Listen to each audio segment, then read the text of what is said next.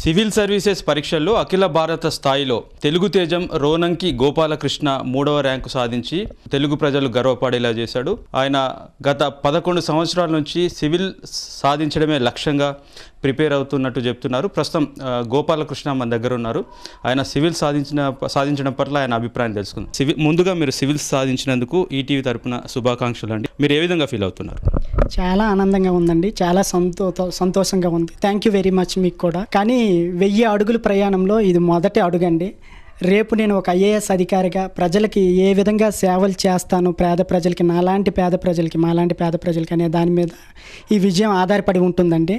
చాలా సంతోషంగా ఉందండి. సివిల్ సాధించేందుకు మీకు ఇన్స్పిరేషన్ ఏంటి? మీరు సివిల్ సాధించాలనే లక్ష్యాన్ని ఎప్పటి నుంచి పెట్టుకున్నారండి? నేను 2006లో డిఎస్సి సాధించాక, డిఎస్సి ద్వారాగా టీచర్గా ఎస్జిటిగా ఎంపిక అయ్యాక అప్పటి నుంచి టార్గెట్ పెట్టుకున్నానండి. అప్పుడే ఆల్ ఇండియా టాపర్ రేవు ముత్యాలరాజు కూడా ఎంపిక అవడం జరిగింది. అప్పటి నుంచి సీరియస్గా దీని మీద ఫోకస్ పెట్టానండి. మెయిన్ దీనికి కారణం మా అమ్మా నాన్నలేనండి, మా అన్నయ్య అండి. మా అమ్మా నాన్న పూర్తిగా నిరక్షరాస్యులు, ఇద్దరు కూడా వ్యవసాయ కూలీలండి. మాకు 56 సెంట్లు పొలం ఉంది. మాది పారసంబ గ్రామం, పలాస మండలం, శ్రీకాకుళం జిల్లా అండి. ముగ్గురు మేము. మా అన్నయ్య రోనంకి కోదండరావు, ఆయన అసిస్టెంట్ మేనేజర్గా భీమవరంలో ఎస్బీఐలో పనిచేస్తున్నారు. మా చెల్లి రోనంకి ఓర్వసి, ఆమె డిగ్రీ చేసింది, ప్రస్తుతం గృహిణిగా ఉంది. అయితే వీళ్ళు మా నాన్న ఇప్పుడు కూడా ఒకటే చెప్పేవాళ్ళు, ఆ వ్యవసాయ ఫీల్డ్ దగ్గరికి, ఆ వ్యవసాయ పొలాల దగ్గర తీసుకొని వెళ్ళి, నేను ఇంత కష్టపడి పండించాను, ఇంత పంట వచ్చింది, ఎక్సలెంట్గా పండించాను, నువ్వు కూడా నీ చదువులో ఇంత కష్టపడు, పట్టుదలతో కష్టపడు, డెఫినెట్గా ఏదైనా సాధిస్తావు అనేది చెప్పారు. నేను పెద్దగా ఏవో మీకు కార్పొరేట్ స్కూల్లో ఎక్కడో నేను చదివించలేను, కానీ ప్రభుత్వ స్కూల్లోనే ఎటువంటి అంతరాయం లేకుండా చదివించగలను, అదొక్కటి నేను చేయగలను అని చెప్పేవాళ్ళు. మా నాన్న నాకు స్ఫూర్తివంతం. ఇంటర్మీడియట్ వరకు మాకు కరెంట్ లేదండి. చిన్న పూరి గుడిసెలో ఉండేవాళ్ళము. చిన్న అరికిల్లాంతలు పెట్టుకుని చదువుకునేవాళ్ళం. అప్పుడు బోర్డు లేకపోతే మా అన్నయ్య నాకు గోడ మీద మసిబొగ్గులతో లెక్కలు చెప్పేవాడండి.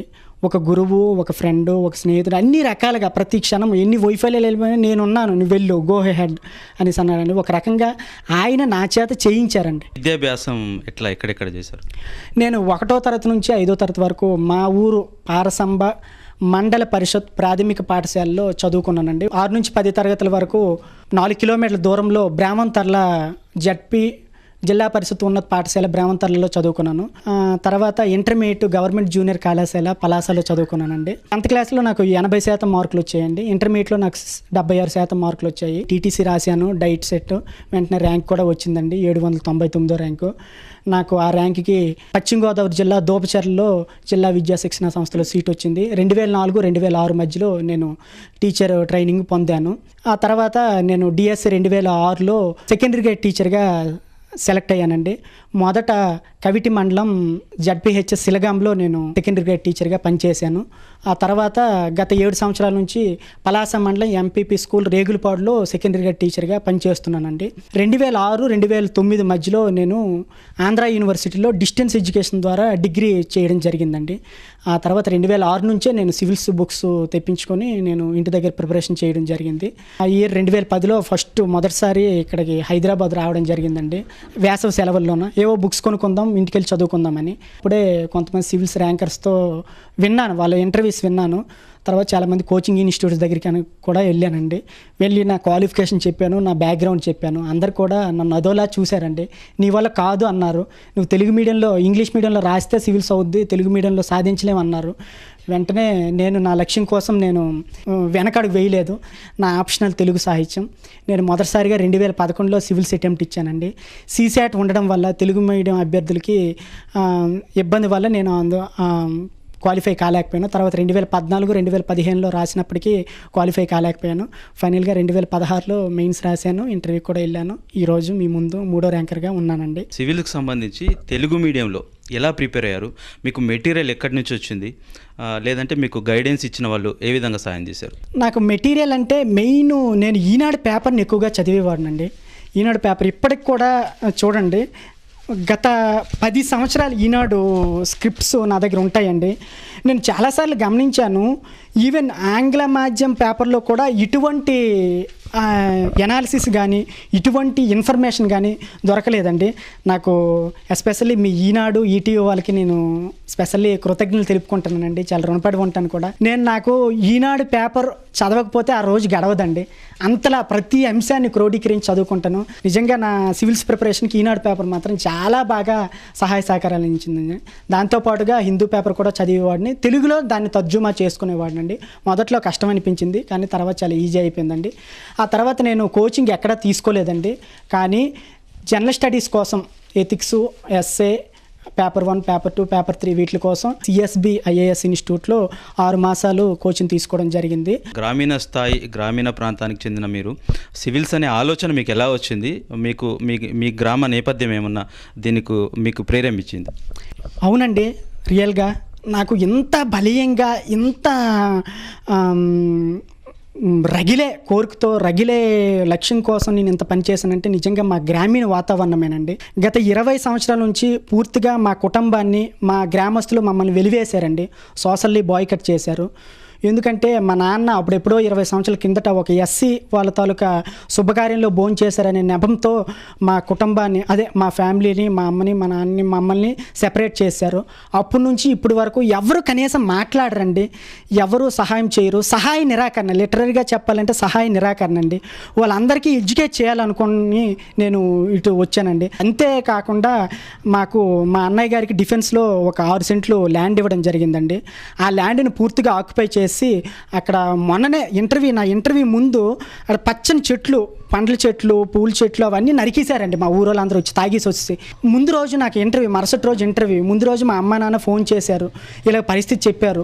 నాకు ఇంటర్వ్యూ, నిద్ర పట్టదు, ఏం చేయాలనే ఒక బాధ కలిగిందండి. వెంటనే నేను చెప్పాను, అమ్మ నాన్న, నా విజయం మీరు చూడాలంటే మీ ప్రాణాలు నాకు ముఖ్యం. ఆ చెట్లు పోని అవేం అయితే అవని, మీరు మాత్రం ఇంట్లో ఉండి తాళాలు పెట్టుకొని ఇంట్లో ఉండండి, బయటికి రాకండి, ఏం చేసుకుంటూ చేసుకొని వాళ్ళు అని అన్నారండి. లిటరల్గా వాళ్ళందరూ ఒక మూర్ఖత్వంగా వ్యవహరించారండి. ఇంత క్రూరత్వంగా, ఇంత మూర్ఖత్వంగా ఎవరు కూడా వ్యవహరించకూడదు. మీరు చాలా తప్పు చేశారు, ఇప్పటికైనా రియలైజ్ అవ్వండి. మీ అందరికీ నేను చేతులు వ్యక్తి, మా గ్రామ ప్రజలందరికీ నేను చేతులు పెట్టి మీ ఈటీవీ తరపు నుంచి ప్రార్థిస్తున్నాను.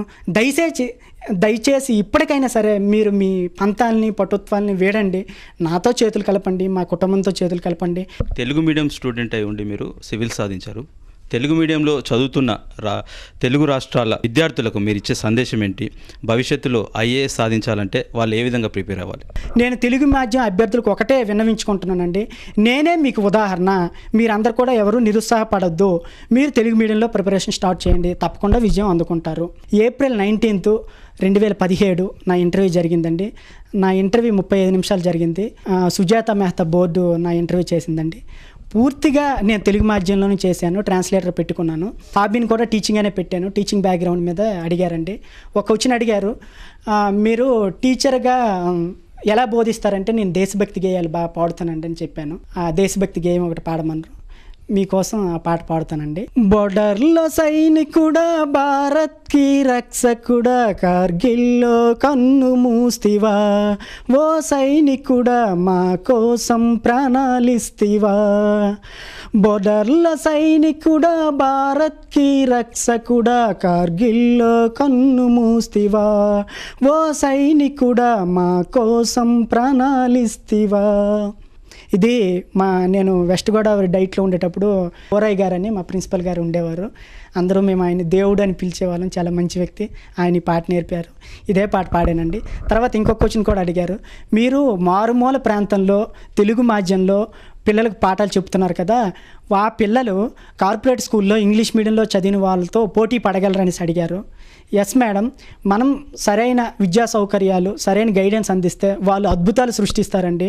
దానికి సరైన ఉదాహరణ నేనేనండి. ఎందుకంటే నా ప్రాథమిక విద్యాభ్యాసం నుంచి ఇంటర్మీడియట్ వరకు ప్రభుత్వ స్కూల్లోనే చదువుకున్నాను. డిగ్రీలోనే చేశాను. కానీ ఈరోజు మీ ముందు ఉన్నానండి అని చెప్పాను.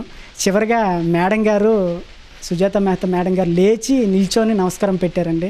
అప్పుడే అనుకున్నాను మంచి ర్యాంక్ వస్తుందండి. ఈరోజు 3వ ర్యాంక్ వచ్చింది. చాలా హ్యాపీగా ఉందండి. ఓకే అండి. థ్యాంక్ యూ అండి. ధన్యవాదాలు. ఈనాడుకి ప్రత్యేకంగా థ్యాంక్ యూ అండి. ఈనాడు పేపర్ ఈనాడన్నా నాకు చాలా మంచి అభిప్రాయము. నాకు నా ప్రిపరేషన్, నా 11 ఏళ్ళ ప్రిపరేషన్లో చాలా సహాయ సహకారాలు ఈనాడు పత్రిక అందించిందండి.